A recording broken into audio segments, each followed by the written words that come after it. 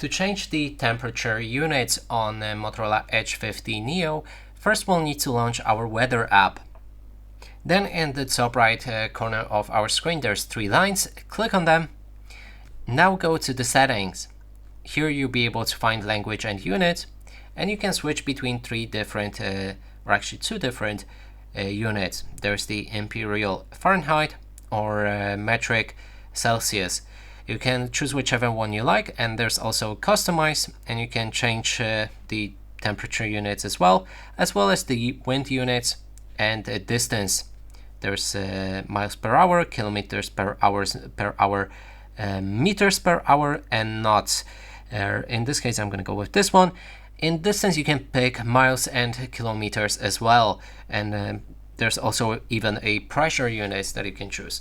And that's it for this video. Hope you like it. Please consider subscribing to our channel, leave a like and a comment below.